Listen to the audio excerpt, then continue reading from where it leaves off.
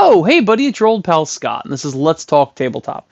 You know, we have kind of an odd hobby as grown adults. We buy these model kits and we clip them out, we assemble them, we paint them, we push them around the table and with all this sort of terrain like it's in front of me.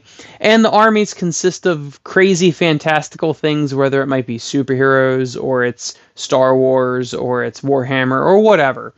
And it's just kind of a strange hobby. But in my opinion, once I think about it, there are quite a few other hobbies that, in, again, my opinion, way weirder than wargaming. So let's dive into some of them.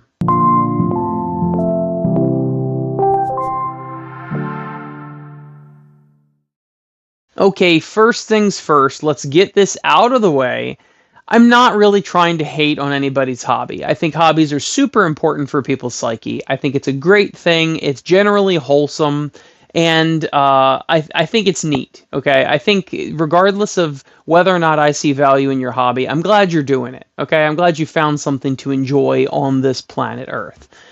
But having said that, some of them, in my opinion, don't really make a lot of sense. Okay? The first thing I'd like to say is the classic car hobby. Now, you've seen them around, you know, the shiny old 1957 Chevrolet whatever hot rods. And these people are paying tons and tons, tens of thousands of dollars on these cars. And oftentimes, part of the hobby for them is not just buying a brand new, you know, fully refurbished classic car.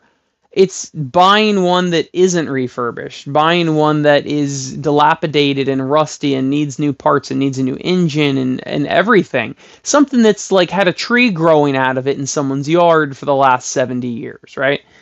And that I understand. I understand the whole reconstruction of something and the renovation of it and making it back to the way it used to be. And I definitely see the merit in that part of it.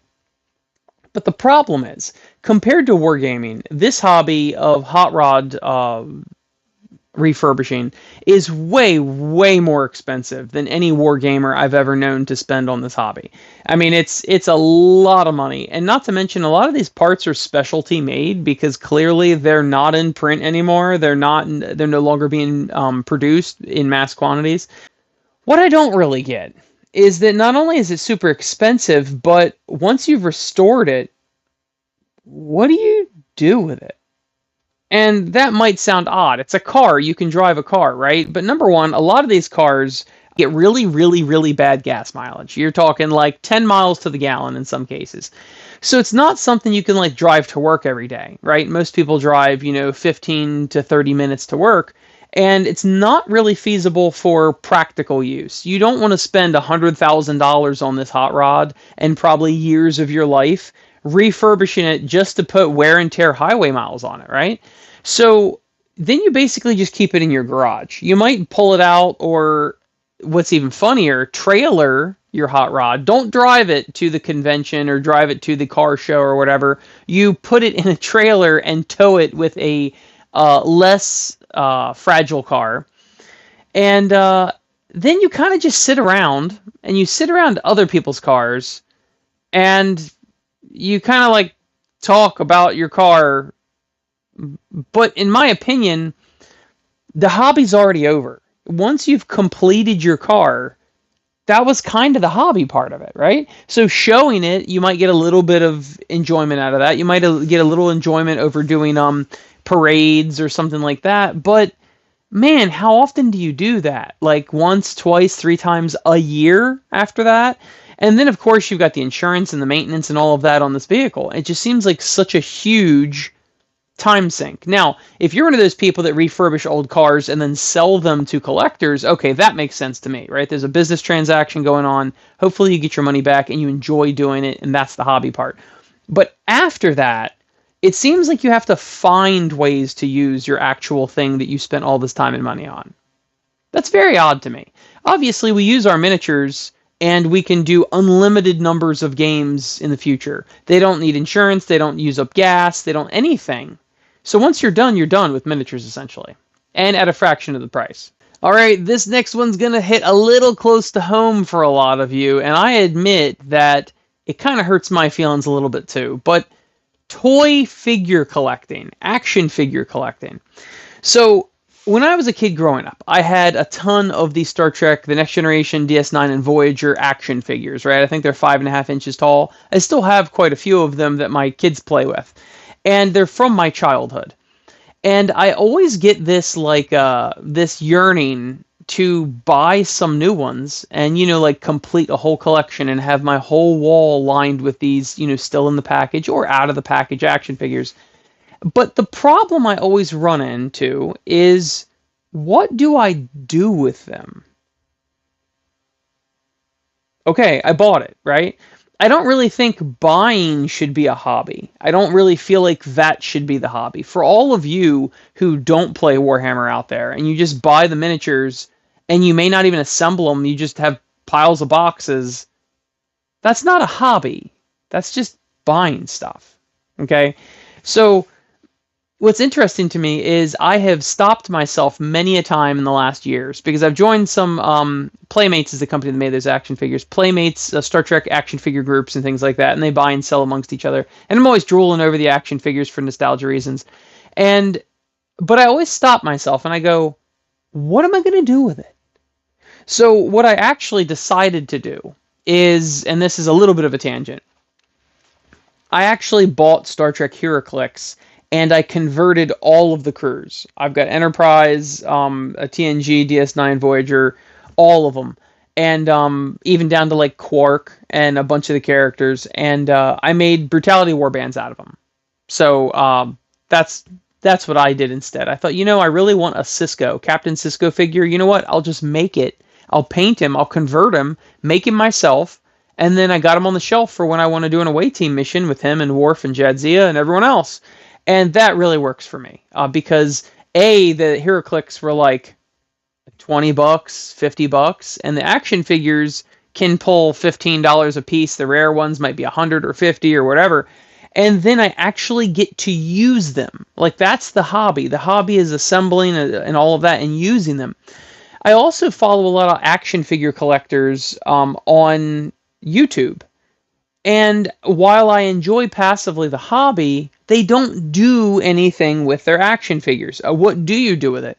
Most of us, once you get to be a certain age, once you become an adult, you don't really find the same joy you used to in playing with an action figure. So I highly doubt most of these people play with their action figures, which is the whole purpose of an action figure. So that is another hobby that, while I do sympathize with it, and I would love to get into it theoretically, I can't bring myself to do it because buying stuff shouldn't just be a hobby. So I'm sorry if I offend any of you, and clearly you enjoy whatever you want to enjoy. I'm not trying to police your enjoyment, but for me, it makes way less sense if you're collecting things, whether it be Funko Pops or whatever, that you can't use. That actually goes for things like Magic too. Some people collecting all these Final Fantasy characters from Magic the Gathering, but they're not going to play with them. They're just going to keep them. And I'm like, but why? It's just weird to me. Another hobby that's extremely expensive and dangerous to boot is horse riding. If you actually look into horse riding, a horse is a lot of money. It can be thousands or tens of thousands of dollars just for the horse. Okay, so now you got your horse, right? Well, your horse needs vet visits, which are hundreds or thousands of dollars a year. Then you need a place to keep the horse. So either you're lucky enough to have a lot of land, or you're going to have to stable it and pay rent for your horse in a stable. Okay? And then you have to take care of your horse. You got to feed the horse. You got to clean the horse. You got to brush the horse. You got to do all the health maintenance on the horse, right? Check the hooves and all of that. And I understand that the hobby partially is taking care of the horse because it's your pet and you love it, etc., etc. And I understand that part of the hobby is riding the horse. But how often do you ride the horse? The people that I know, and I know some people that own and ride horses, they even have the horse on their property. And the horse gets ridden maybe once a week. maybe once every 2 weeks. Now, of course, they take good care of it, they feed it, they whatever. But I'm thinking to myself, you have a pet that is extremely expensive. It's actually dangerous to use, unlike the hot rods or the action figures, arguably. And it's dangerous and expensive, and you don't use it that often. So it sounds like you just spent a lot of money to give yourself daily chores, is essentially it. So while I do understand the whole pet thing and the grooming of the horse and the riding of the horse, and maybe you want to do competitions or whatever, it's still so odd to me that you pay a lot of money to give yourself additional daily chores and an extra rent payment, probably. It's just odd. So anyway, let me know if I'm way off base, or am I being unreasonable, etc., etc. And I'm sure some people will be mad. I'm not trying to make anybody mad. And I'm sure the knee-jerk reaction is, oh my God, how dare you say anything that's not the common take on things. But I'm just interested, you know? Wargaming is not cheap, but you get infinite use out of it. Assembly is a hobby, and then using it is a hobby. And I don't see any of these other hobbies with that full picture, you know? I don't know, man. Maybe I am way off in left field, so you let me know. Anyway, my beautiful, sexy, good smelling Patreon patrons are right here. Take a gander at these gorgeous people. I'm so happy they support my show. I really am. I really, truly appreciate that anybody would take time out of their day to come support the Let's Talk Tabletop channel. Special thanks to Saul Trevins for joining the Patreon. Thank you, Saul. And I would like to thank the Peppers and Nate for supporting the show. Thank you both very, very much. I appreciate you. I'll see you next week, and I'm a little nervous about the comment section. I'll see you next week, though.